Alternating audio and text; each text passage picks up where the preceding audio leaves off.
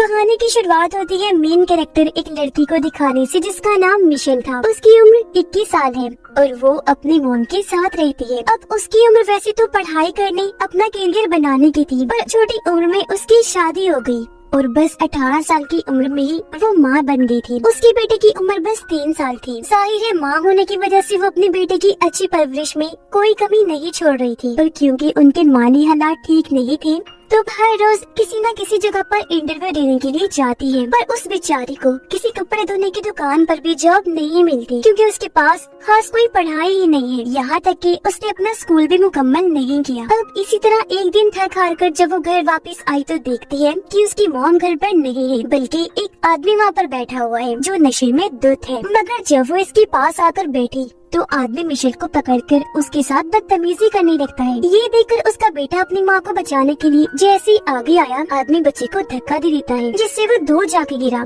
बच्चे के सर पर चोट लग जाती है। ये देखकर मिशेल काफी घबरा गई। अपने बेटे को लेकर जल्दी से हॉस्पिटल जाती है। बच्चे का जख्म देखकर डॉक्टर को मिशेल पर शक हुआ। ये शायद अपने बच्चे पर जुल्म करती है या उसका ध्यान नहीं रखती, इसलिए फौरन डॉक्टर सोशल वर्कर से राब्ता करती है और बच्चे को उन्होंने खुद रख लिया था ताकि वो सच जानकर ही बच्चे मिशेल के हवाले कर सके। अब सोशल वर्कर आकर मिशेल से कई सारे सवाल जवाब करती है, जिसके बाद मिशेल उसे काफी कहती है, मिन्नत भी करती है कि प्लीज मेरा बेटा मुझे दे दो। पर सोशल वर्कर ये कहकर मना कर देती है कि अभी नहीं मिल सकता, क्योंकि ना तो तुम्हारे पास कोई जॉब है, तुम्हारी माली हालात ठीक नहीं, और तो और अपने बेटे की हिफाजत भी नहीं की तुमने। अगर तुम चाहती हो कि तुम्हारा बेटा तुम्हें मिल जाए तो तुम्हें कोर्ट जाना होगा। अब कुछ दिन के बाद मिशेल को हम उसकी दोस्त के साथ देखते हैं। इनकी बातों से पता चला कि अगले हफ्ते कोर्ट में पेशी है। मिशेल को उम्मीद थी कि मेरा बेटा मुझे मिल जाएगा, और अब वो दिन आ ही गया जब इन्हें कोर्ट जाना था। अब घर से तो बाहर आ गई थी, पर उसे उस जगह का पता नहीं था जहाँ उसे जाना था। वो कुछ देर इधर उधर भटकने के बाद एक दुकान पर जाकर पूछताछ करने लगती है। इसी दुकान पर मिशेल की मुलाकात एरियल नाम की एक आदमी से होती है, जो मिशेल को लिफ्ट देने का कहता है। अब एरियल पर वो यकीन कर सकती थी,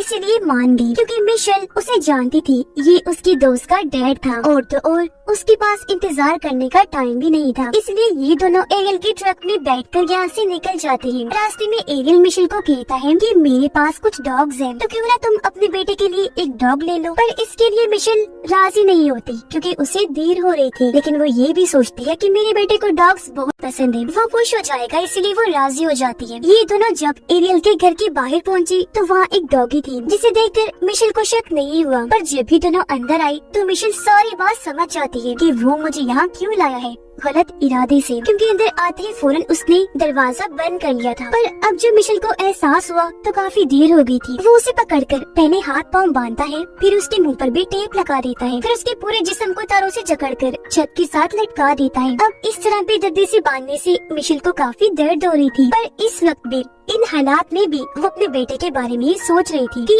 आज अगर मैं कोर्ट ना जा पाई तो मेरा बेटा फिर मुझे कभी नहीं मिलेगा। इसीलिए एरियल से भी काफी मिन्नतें करती है कि प्लीज मुझे छोड़ दो, मगर वो उसकी एक ना सुनकर उसे ऐसी हालत में छोड़कर यहाँ से चला जाता है। अब सुबह से शाम हो गई थी, पर वो लौटकर नहीं आया था। उधर मिशेल के कोर्ट में ना आने की वजह से सबको ये लगने लगता है जैसे वो अपनी जिम्मेदारी से भाग गई है, जानबूझकर कोर्ट नहीं आई। यहाँ तक कि उसकी मॉम को भी यही लगता है कि एक बार पहले भी मिशेल ने लापरवाही करके अपने बेटे को चोट लगवा दी, और अब फिर से वो इस जिम्मेदारी से जान छुड़वाना चाहती है, क्योंकि उसके ताल्लुकात अपनी मॉम के साथ भी ठीक नहीं थे। इसलिए रात तक भी जब वो घर वापस नहीं आई तो किसी ने भी उसे ढूंढने की कोशिश नहीं की। उधर 2 दिन तक ऐसी छत से लटकने के बाद आखिर एरियल आकर उसे नीचे उतारता है। 2 दिन से उस बेचारी ने कुछ नहीं खाया था, उसकी हालत काफी खराब थी, मगर इस हालत में भी वो इंसान की शक्ल में जानवर एरियल उसके साथ गलत कर देता है। फिर सीढ़ियों के रास्ते घसीटकर उसे बेसमेंट में लेकर गया, एक बार फिर गलत करने लगता है, जिसके बाद वही एक खंबे से बांध देता है। अब ठीक इसी वक्त दरवाजे पर दस्तक हुई। एरियल ने जाकर चेक किया तो वो एरियल की माँ थी,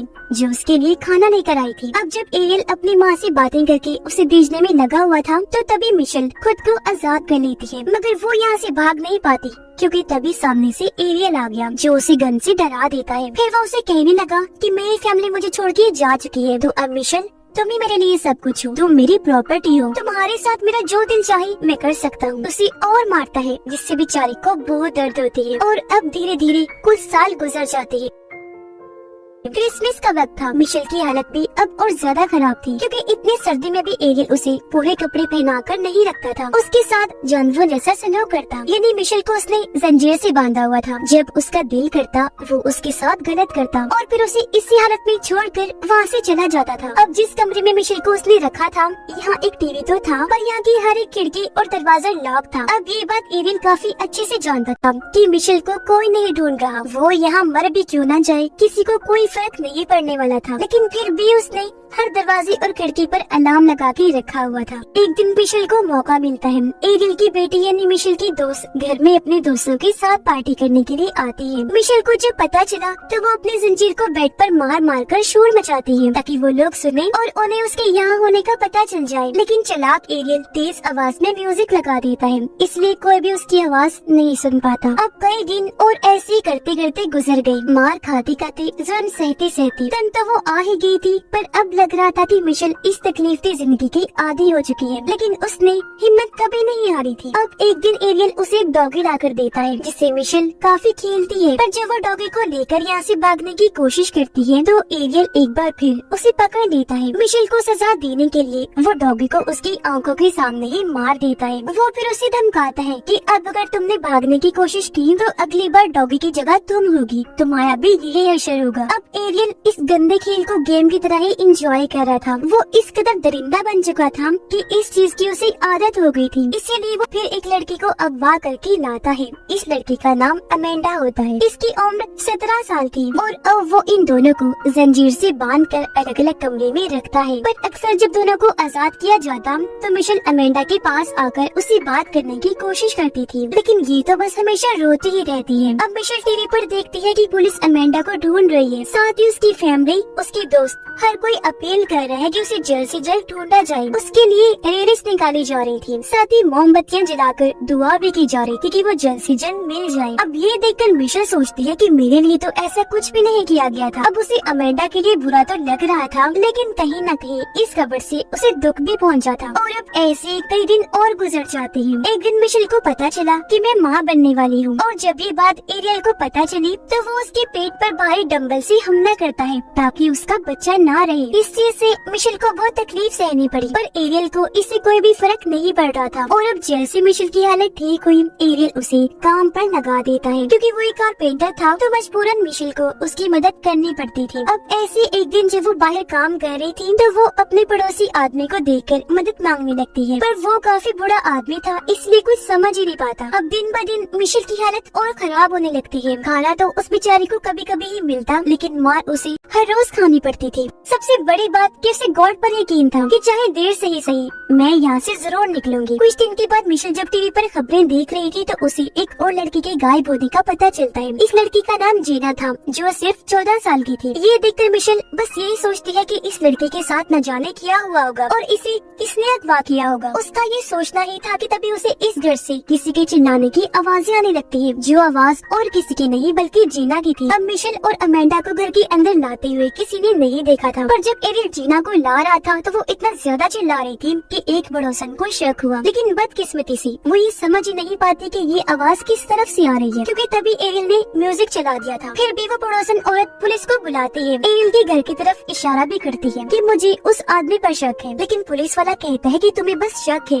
यकीन नहीं, तो हम ऐसे किसी को शक की बुनियाद पर परेशान नहीं कर सकते। यानी कि एरियल एक बार फिर बच गया था। इस लड़के जीना के साथ भी एरियल वही सब करता है जो इतने वक्त से वो मिशेल और अमेंडा के साथ कर रहा था। जीना से मिशेल को पता चलता है कि वो एरियल की छोटी बेटी की दोस्त है, तभी उसने लिफ्ट ली थी। यानी कि एरियल इस कदर पागल हो गया था कि वो इतनी छोटी लड़कियों को भी नहीं छोड़ रहा था, इतना गिर गया था वो। अब एरियल मिशेल और जीना को एक साथ कमरे में रखता था, दोनों के बाल भी काट दिए थे, पर अमेंडा को वो हमेशा अपने पास रखता था, उसके बाल नहीं काटे थे। जीना के लिए भी टीवी पर खबरें चलने लगती हैं। उसकी मॉम डैड कैमरा के सामने आकर अपने बेटे के मिल जाने की दुआएं मांग रही थे। जगह जगह लापता होने की पोस्टर्स भी लगाए गए थे और ये सब कुछ वहाँ बैठी जीना देख पा रही थी। जीना के अंदर तो बिल्कुल हिम्मत नहीं बची थी, पर बड़ी बहन की तरह मिशेल उसे हौसला देती है, संभालती है, उसका हौसला बढ़ाती, दुआ करना भी सिखाती है। अब एरियल मिशेल के सामने जीना के साथ गलत करता था, उसे रोककर मिशेल कहती है कि इसके साथ प्लीज गलत मत करो, बेशक मेरे साथ कर लो, पर एरियल उसे ये कहकर मना कर देता है कि तुमसे कोई प्यार नहीं करता, ना ही कोई तुम्हें ढूंढने के लिए कुछ कर रहा है, तुम्हारा कोई भी इंतजार नहीं कर रहा, तो तुम्हारे साथ गलत करने का इतना मजा नहीं आता। और अब ऐसे ही कुछ दिन और गुजर जाते हैं। एक दिन मिशेल और जीना टीवी पर देखते हैं कि अमेंडा की मोम की मौत हो गई है। वो बेचारी अपनी बेटी के लिए ही रोते रोते मर गई। अब कुछ दिन के बाद इन्हें पता चला कि अमेंडा माँ बनने वाली है और इस बार एरियल ये बच्चा रखना चाहता था। अब जब मिशेल माँ बनने वाली थी तो उसने मार मार कर उसका बच्चा खत्म करवाया, पर अमेंडा से ये बच्चा चाहता था। ये सोचकर उन्हें काफी हैरत होने लगी कि अब क्यों उसे बच्चों से प्यार होने लगा। अमेंडा की एक बेटी पैदा हुई जो बहुत प्यारी थी। अब गन पॉइंट पर मिशेल को बच्चा पैदा करने में उसकी मदद करनी पड़ती है।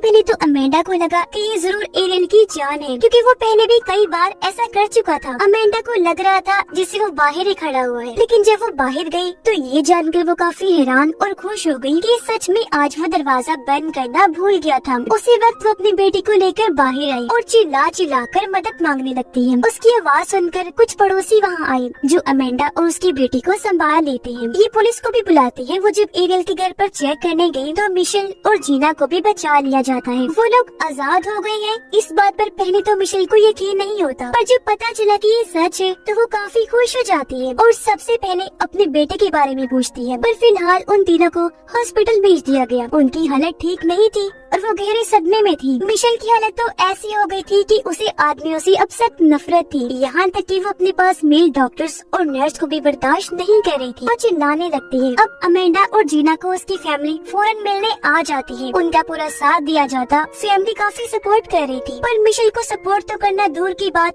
कोई उससे मिलने भी नहीं आता। हॉस्पिटल से बाहर आने के बाद उसे पता चला कि मेरा बेटा जब 4 साल का था तो उसे एक अच्छी फैमिली ने गोद ले लिया था और अब वो फैमिली नहीं चाहती कि बच्चे को अपनी असली माँ मिशेल के बारे में पता चले। अब गवर्नमेंट की तरफ से मिशेल को रहने के लिए घर दिया गया, सिक्योरिटी और हर सहूलत भी दी गई। वो फिर कोर्ट में जाकर अपनी जिंदगी के बारे में सब कुछ बता देती है। इंसाफ मांगते हुए कहती है कि एरियल को कड़ी से कड़ी सजा दी जाए। अब पता चला कि एरियल को 1000 साल की सजा दी गई, पर जेल में 1 महीना गुजारने के बाद ही उसने अपनी जान ले ली, क्योंकि जो उसने किया उसकी सख्त सजा उसे जेल में ही मिल रही थी, जो वो सही नहीं कर पाया। जबकि वो तीनों मिशेल, अमेंडा और जीना एक नई जिंदगी के साथ आगे बढ़ जाती है और इसी के साथ ही ये कहानी भी इधर ही खत्म हो जाती है।